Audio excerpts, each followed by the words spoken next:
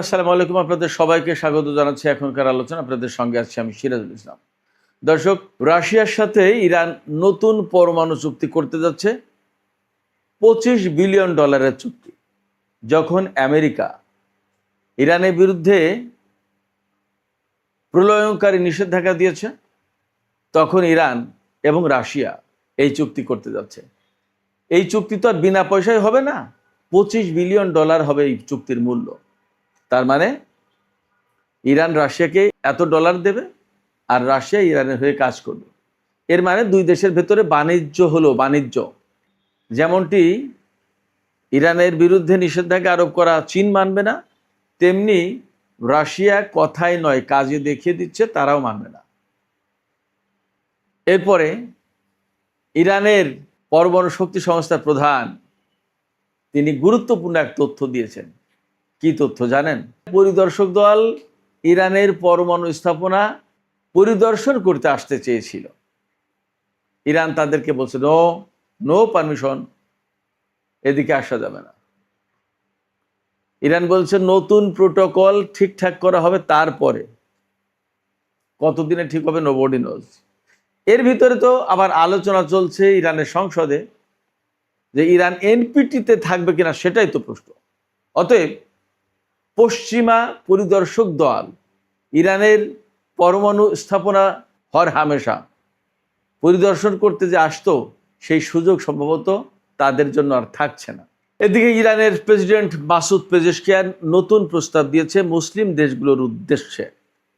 তিনি বলেছেন মুসলিম দেশগুলোর ভেতরে এখন নন অ্যাগ্রেশন প্যাক্ট, অর্থাৎ কেউ কাউকে আক্রমণ করবে না, এরকম একটা চুক্তি হওয়া উচিত। আরও কিছু কথা বলেছেন। সুপ্রিয় দর্শক, এই বিষয়গুলো নিয়েই এখনকার এই ভিডিওতে আমি মোটামুটি বিস্তারিত আলোচনা করার চেষ্টা করব। আশা করছি খুবই ভালো লাগবে আপনাদের এই আলোচনা। আর আলোচনা যদি ভালো লাগে তাহলে লাইক, কমেন্ট, শেয়ার করবেন এবং চ্যানেলটি সাবস্ক্রাইব করে সাথেই থাকবেন। দর্শক, চলুন আমরা বিস্তারিত আলোচনায় ঢুকে পড়ি। রাশিয়ার সাথে ইরানের যে চুক্তি হতে যাচ্ছে সেটি $25 বিলিয়ন চুক্তি। এটা শুধুমাত্র পরমাণু স্থাপন করবে, গড়ে তুলবে। রাশিয়া ইরানে আরও বেশ কয়েকটি পরমাণু বিদ্যুৎ কেন্দ্র গড়ে দেবে আর কয়েকটা ছোটোখাটো পরমাণু রিঅ্যাক্টর স্থাপন করে দেবে রাশিয়া। রাশিয়া ইরানের সাথে একেবারে টুকিটাকি কোনো বাণিজ্য করতে যাচ্ছে না। এই যে চুক্তি, এই চুক্তির আওতায় তো ইরান রাশিয়াকে টাকা দেবে $25 বিলিয়ন, মানে $2500 কোটি। এই চুক্তিটা আগামী সপ্তাহে, অর্থাৎ আগামী কয়েকদিনের ভিতরেই কিরগিজস্তানে হবে। ইরানের প্রেসিডেন্ট মাসুদ পেজেশকিয়ান এবং রাশিয়ার প্রেসিডেন্ট ভ্লাদিমির পুতিন দুজন বৈঠকও করবেন। এর মানে দাঁড়াবে যে যখন তারা দুইজন চুক্তিতে সই করবেন এবং বৈঠক শেষে হ্যান্ডশেক করবেন, সংবাদ সম্মেলন করবেন, সাংবাদিকদের সামনে ক্যামেরায় পোজ দেবেন, ফটো সেশন করবেন, তখন আমেরিকা যে প্রলয়ঙ্কারী নিষেধাজ্ঞা দিয়েছে সেই নিষেধাজ্ঞাকে জাস্ট বৃদ্ধাঙ্গুলি প্রদর্শন করা হবে, বুড়ো আঙুল দেখানো হবে। রাশিয়া এবং ইরান দেখাবে যে আমরা তোমার এই নিষেধাজ্ঞা মানছি না, আমরা আমাদের কাজ করে যাচ্ছি।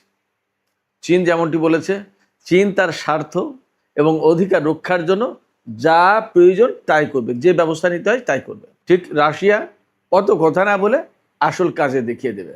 এপাশে পাকিস্তান কিন্তু বলেছে তারা আন্তর্জাতিক আইন অনুসরণ করবে নিষেধাজ্ঞা মানার ক্ষেত্রে। তার মানে যেহেতু আমেরিকার নিষেধাজ্ঞা একতরফা, আন্তর্জাতিক আইনের অধীনে না, অতএব পাকিস্তান আর মানবে না। আরও অনেকেই বলেছে।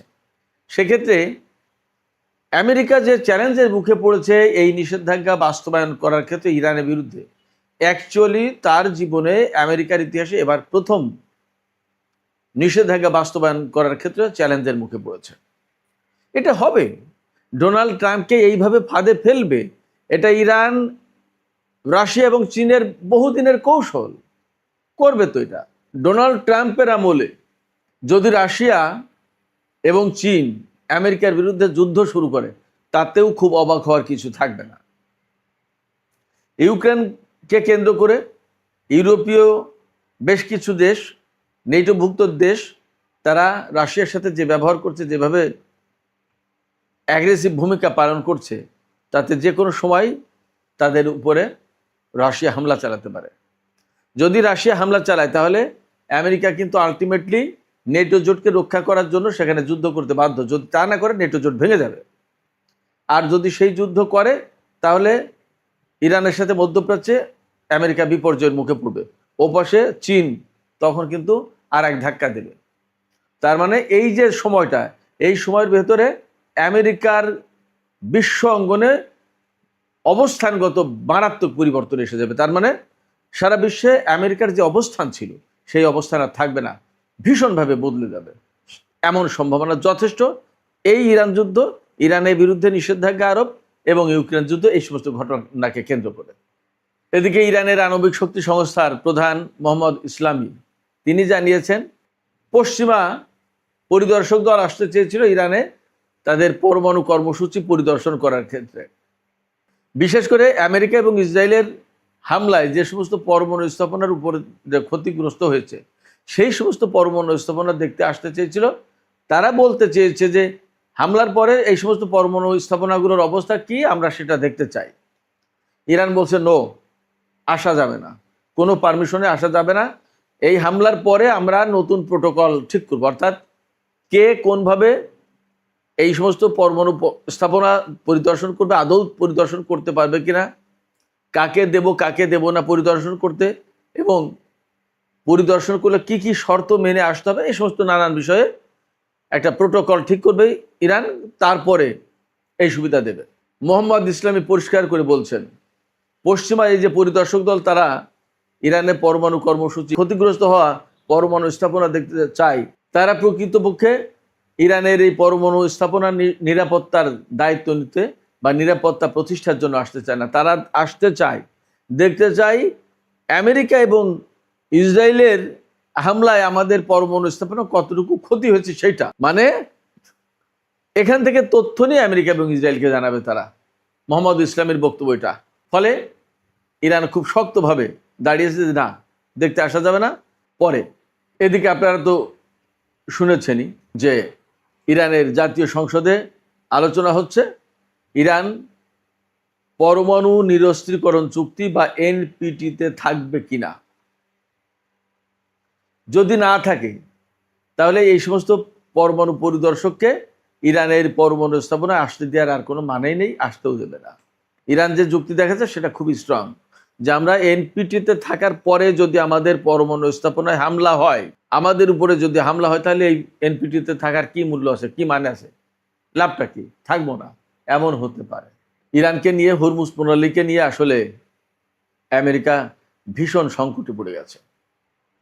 ইরানের বিরুদ্ধে যে এই যে গত সোমবার যে নিষেধাজ্ঞা আরোপ করলো, সেই নিষেধাজ্ঞার পেছনে নাকি নেতানিয়াহু নিজেই কথা বলেছেন যে আমার বুদ্ধি পরামর্শ মতো ডোনাল্ড ট্রাম্প ইরানের উপরে এই ভয়াবহ অর্থনৈতিক নিষেধাজ্ঞা আরোপ করেছে, যার মাধ্যমে ইরান নত হতে বাধ্য। এপাশে আজকেও ইরানের আইআরজিসি বলেছে হরমুজ প্রণালী ইরানের কন্ট্রোলে আছে এবং ইরানের কন্ট্রোলেই থাকবে। আমেরিকা ইরানের শর্ত পূরণ করলেই শুধুমাত্র এই হরমুজ প্রণালী খোলা হবে, তাছাড়া খোলা হবে না, একদম সাফ। আইআরজিসির মুখপাত্র, অন্যতম মুখপাত্র ব্রিগেডিয়ার জেনারেল হোসেন মোহেব্বি তিনি বলেছেন হরমুজ প্রণালী থেকে অন্তত 400 কিলোমিটার দূরে আমেরিকার জাহাজগুলোর অবস্থান। পারস্য উপসাগরে একটাও আমেরিকার কোনো জাহাজ নেই, আর হরমুজ প্রণালীর ধারে কাছেও নেই। এদিকে ইরানের প্রেসিডেন্ট মাসুদ পেজেশকিয়ান তিনি 3টি দফা দিয়েছেন, 3টি প্রস্তাব দিয়েছেন মুসলিম দেশগুলোর মধ্যে সম্পর্ক উন্নত করার জন্য, সহযোগিতা বাড়ানোর জন্য, এবং একে অপরকে যাতে হামলা না করে, কেউ কারোর বিরুদ্ধে হামলার জন্য যাতে ব্যবহৃত না হয় সেই ব্যাপারে তিনি বলেছেন। অর্থাৎ ইরানের প্রেসিডেন্ট বলছেন মুসলিম দেশগুলোর মধ্যে নিরাপত্তা এবং নন অ্যাগ্রেশন প্যাক্ট হওয়া উচিত। অর্থাৎ নিরাপত্তা চুক্তি এবং নন অ্যাগ্রেশন প্যাক্ট, মানে আমি আপনাকে আক্রমণ করবো না, আপনি আমাকে আক্রমণ করবেন না, এরকম একটা চুক্তি হওয়া দরকার। এটা হবে আঞ্চলিক নিরাপত্তা এবং মার্কিন ও ইসরায়েলি আগ্রাসন থেকে নিজেদেরকে নিরাপদ রাখার রক্ষা কবচ। তার মানে আঞ্চলিক দেশগুলোর বা মুসলিম দেশগুলোর পারস্পরিক সহযোগিতা ইসরায়েল এবং আমেরিকার আগ্রাসন থেকে রক্ষা করার জন্য একটা রক্ষা কবচ হিসেবে থাকবে, এটা সেফগার্ড।